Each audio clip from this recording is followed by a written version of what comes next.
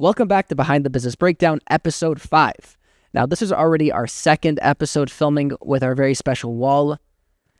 Please let us know in the comments if you want us to downgrade back to our white couch or keep our beautiful wall. So I was looking through some of our clients, and I noticed there's a number of clients that have a very large amount of their revenue that comes from a very small group. So 2, 3, 4, 5 clients. Now, I've also noticed that out of those, there's also a few that ended up closing their business because I see that a few of their customers, or even just 1 or 2, left. Sure. So I was curious to see if this is something that is even something we can talk about. We can, of course. So this is a very common problem in the business world, that you will have few customers contributing to most of the revenue.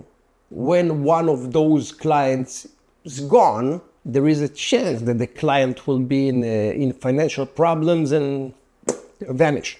We had a case that ended up eventually on a good note, but it's a company that is in the medical product industry. So they supply medical products. Their entire support system was the ticket came in. Some of the clients were small, some of the clients were big clients, and I think they had 2 or 3 big clients that contributed to about 70 or 80% of the revenue. And when tickets came in with problems, the salespeople gave huge promises to close the account. In 10 minutes we'll answer your tickets, in a day we'll close it, lots of promises. The people behind the support team was not aware of those type of deals. And when ticket came in from those big boys, they were in the queue together with all the small guys. What happened eventually, the big boys were not really happy with the service, and one of them left. The moment that they left, they contact us, not really to solve this problem, they contact us to get off Zendesk and go to Zoho desk. That was the reason that they came to us.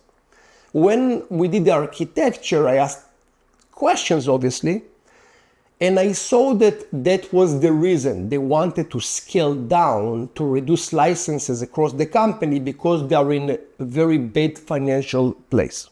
That also the other, I think it was 2, but it's 1 or 2 big clients were also in the problem of on the way to go out. And if one of those clients will go, it's game over. What we did with them, which on the support side, it helps, we created an hierarchy of big boys, which is the VIP customers, and the small customers. For the big customers, we created an hierarchy that whenever a ticket comes in, it must be responded in 10 minutes, which that's what was promised by the salespeople, and it will be closed in a day. If that's not happening and the ticket is there for more than 10 minutes without a response, it will be escalated to a manager, and the manager will make sure that it's being answered immediately. Now, if the manager is not doing anything, it will be escalated to the CEO. So there is an hierarchy in place. Because of that, obviously, everything became better. Now, also, whenever the ticket is coming in, there is a marker that's saying VIP customer, and then the team knows that when it's a VIP customer, they need to treat it in a different way. So, bottom line, we were able to make things better on the support end. The problem that you are talking about, having most of the business from a small amount of customers, it's a known problem in the business world, and it's not something that we can fix using automation. We can fix, or we can assist fixing some problems to support those customers in a better way. But the reality that whenever a new C-level will come to those companies, they will revise, all the agreements and what's going on, and there is a chance to lose them. There is a chance that you will just lose them because they're not profitable anymore. There is a chance that they're changing their business. You can't, as a business, rely on a small amount of people. And if you are in this category, you really need to rethink the way your business works. So it sounds like what you're saying is all you can do is really treat the symptoms of the disease, which is high expenses in one area, and you want to reduce those or something like that. Now that transitions me. I know this is kind of out of the realm of what you're doing, but as a general best practice, if you were in that person's shoes, how would you handle that situation in your mind?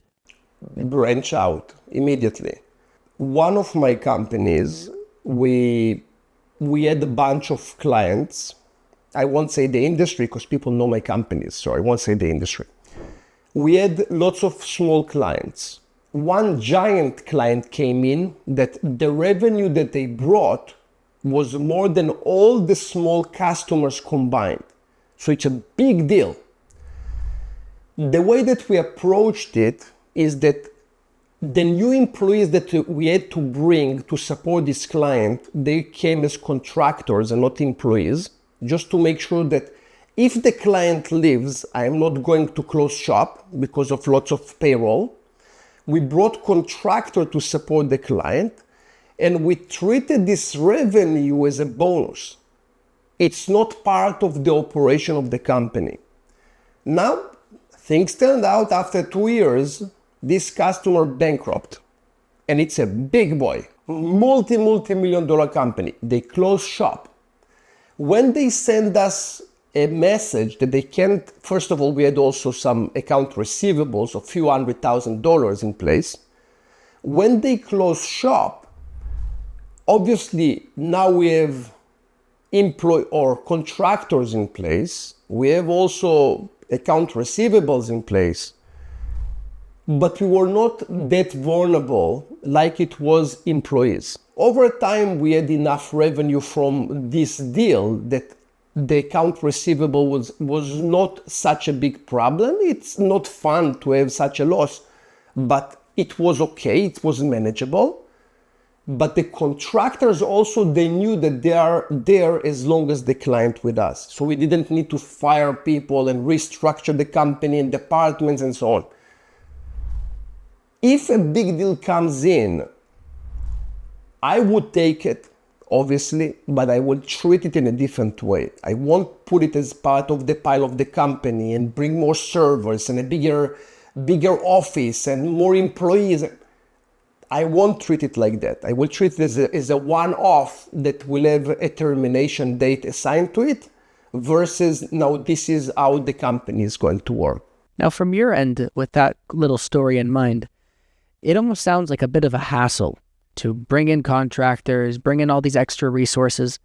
For what size company would you just probably say, hey, big client, this isn't for us? It all depends on what you can do and what you can serve. So it's really related to every company is different. There is no one answer for that. And last question related to we guess we can call them Robert and Kyle, right? They're a partnership, the company you're referring to. Yeah, that's them. That's right. So the real names, but yes. Yeah, I think people got that by now. Since episode 1, you already know to change the name, so it's awesome. So with that in mind, if we were to take Robert and Kyle, with everything they know, with not restructuring, but changing their desk, would you say that for them, with this new system in place, it's worth just already modifying or just living with 2 clients supporting a few customers that contributing to most of your revenue? It's a suicide.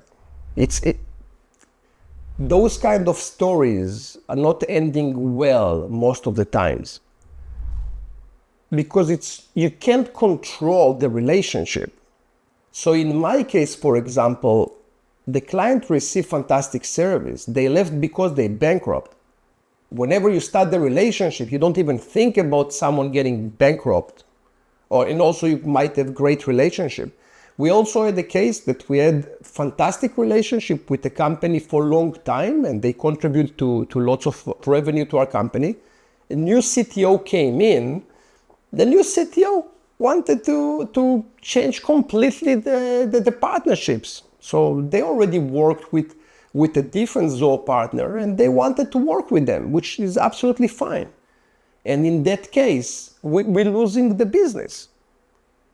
So you can't control those relationships. That the bigger the company, the more moving parts, and you just need to be sure that you know what you're doing. It's very dangerous.